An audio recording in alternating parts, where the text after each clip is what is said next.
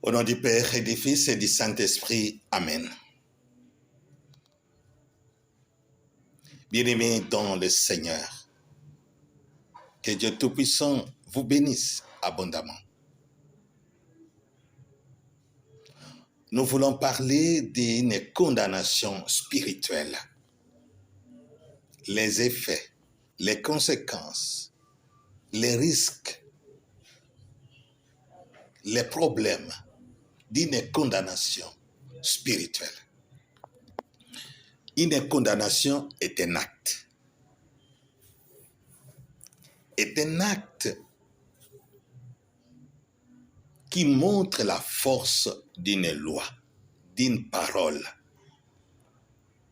d'une cérémonie, d'un rituel, d'un sacrifice, d'une parole.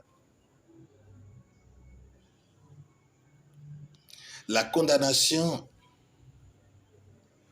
n'est que la conséquence de quelque chose qui vient d'être fait, exécuté. Bien-aimé dans le Seigneur, c'est un acte, c'est une force. Alors une condamnation peut être une loi.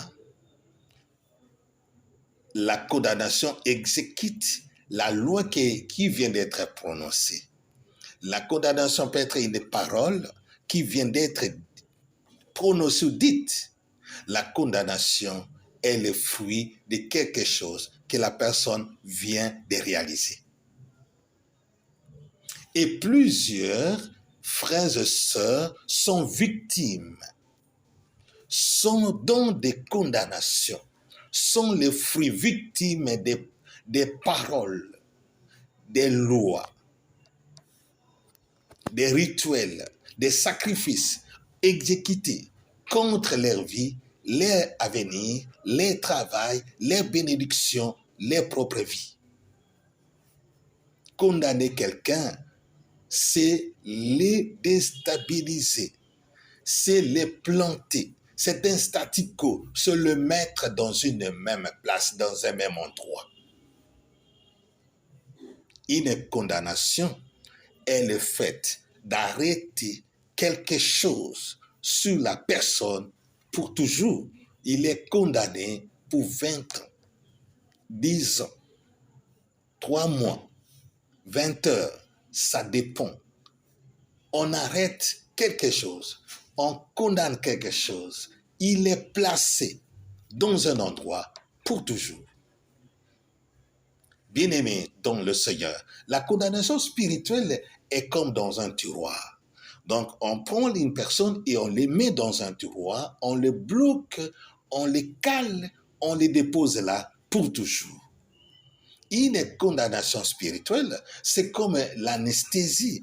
On paralyse la vie de toute une personne.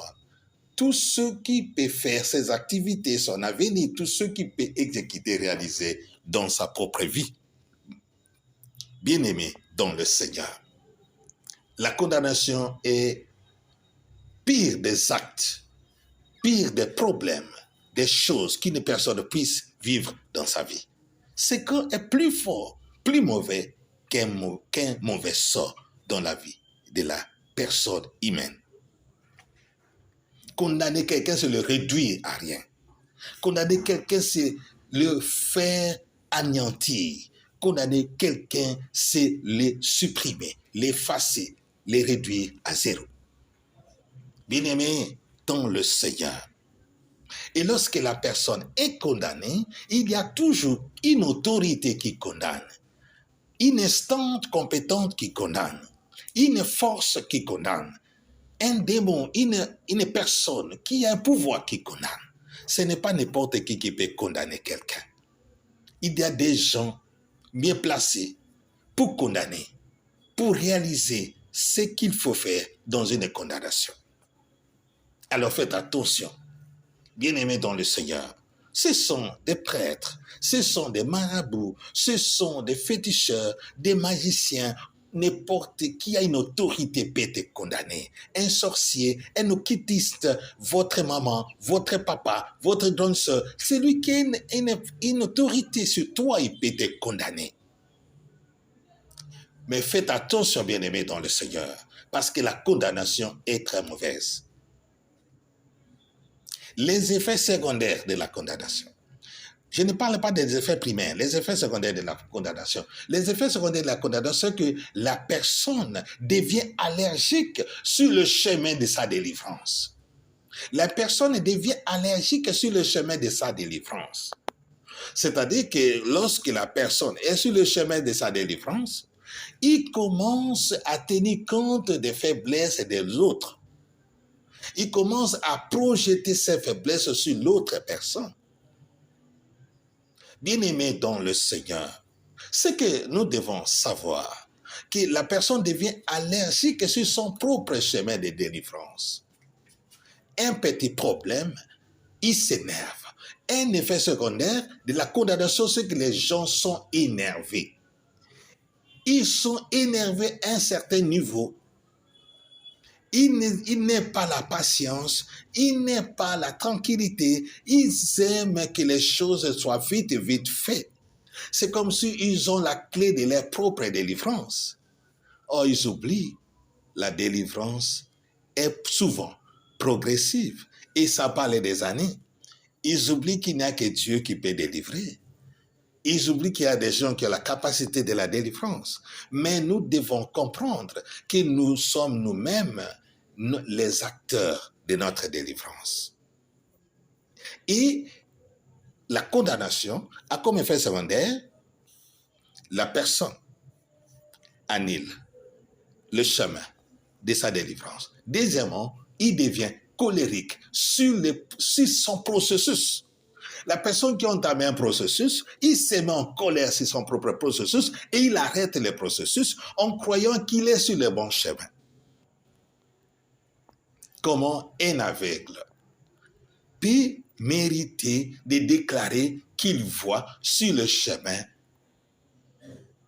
qui ont beaucoup de voitures, sur l'autoroute, sur un sentier, sur la route, s'il n'a pas été éduqué. Bien-aimé dans le Seigneur, est-ce que tu es sûr que toi tu décides sur le chemin de la délivrance et tu t'arrêtes? Tu es sur le chemin de continuer. Parce que la Bible déclare que les démons peuvent encore revenir, que les actes qui te condamnent peuvent encore être renouvelés, que la force qui te retient peut encore se multiplier. Lorsqu'on arrête le processus de la délivrance, on multiplie la puissance de l'ennemi. Lorsqu'on se met en colère, on laisse l'ennemi de s'enraciner dans notre vie et de prendre encore possession. Bien-aimés dans le Seigneur, les effets secondaires de la condamnation sont les effets les plus néfastes dans la vie des individus qui décident de prendre le processus de la délivrance. Non seulement il annule sa propre délivrance, il se met en colère, mais la personne peut être en même temps annulée, mettre en question sa propre foi. Bien-aimé dans le Seigneur, faites attention au rythme que tu as décidé de prendre. Tu peux annuler ta foi. Tu peux reculer dans ta foi. Tu peux faire obstacle à toi-même. C'est pourquoi, troisième effet secondaire, c'est que la personne devient elle-même son obstacle à sa propre délivrance. La condamnation est destructrice pour les gens qui décident d'aller dans leur propre perte. C'est pourquoi il y a certaines personnes qui durent encore longtemps dans leur propre délivrance à cause de la condamnation, parce qu'ils ignorent qu'il est condamné. Et une condamnation est une force neutre, mais qui manipule la vie de la personne. La condamnation est manipulatrice. Et les gens qui te condamnent te surveillent. Bien-aimé dans le Seigneur, c'est ça, c'est ça le mal de la condamnation. Parce que la personne qui te condamne, c'est la personne qui veut te contrôler, c'est la personne qui veut être au-dessus de toi, c'est la personne qui veut te dominer, qui est la personne qui veut te voir souffrir, qui est la personne qui veut que tu pleures dans ta propre vie. Il te surveille. Il est toujours derrière toi. Il fera tout pour que toi, tu ne puisses pas sortir. Et certains comportements, certaines attitudes que nous allons afficher sont poussés par les effets de la condamnation, sans que nous le sachions, sans que nous puissions l'ignorer, sont poussés par les effets de la condamnation. Bien-aimés dans le Seigneur, le démon est très subtil. Et si nous ne sommes pas éclairés, faites attention, bien-aimés. Les effets primaires d'une condamnation, c'est que la personne est dans un statico. C'est un mort vivant. Il ne va pas avancer. Il ne va rien faire. Donc sa vie est paralysée, par terre. Rien ne va, rien. Il va plier, il va entreprendre, rien ne va changer. Parce que la condamnation, c'est avoir affaire à un démon vivant, un être vivant, un féticheur vivant, un homme méchant vivant, un sorcier vivant, un maître occulte vivant, qui renouvelle ses actes contre toi chaque fois. Il va te contrôler. Il saura là où il est que tu pries. Il saura là où il est que tu es arrivé à un tel niveau. Il saura là où il est comment t'empêcher. Il saura à tel niveau comment te faire basculer. Lorsqu'il voit que tu cherches à sortir, il te fera quelque chose pour que tu retombes encore. Tu recommences encore à zéro. On croit que toi-même tu peux sortir. La condamnation est l'acte le plus mauvais dans la vie de quelqu'un. Bien-aimé dans le Seigneur, c'est les staticos, se paralyser par terre. Tu ne peux rien faire. Tu vas toujours, c'est comme tourner en rond. Tu tournes en rond chaque jour. C'est la même situation. Deuxièmement, la condamnation signifie les jours passent, mais la situation s'aggrave. Les jours passent, mais la situation devient de plus en plus pire. Parce que la condamnation, c'est les effets qui poussent les gens à se suicider, qui poussent les gens à aller à l'occultisme, qui poussent les gens à aller chercher les fétiches, qui poussent les gens à aller faire du mal aux autres,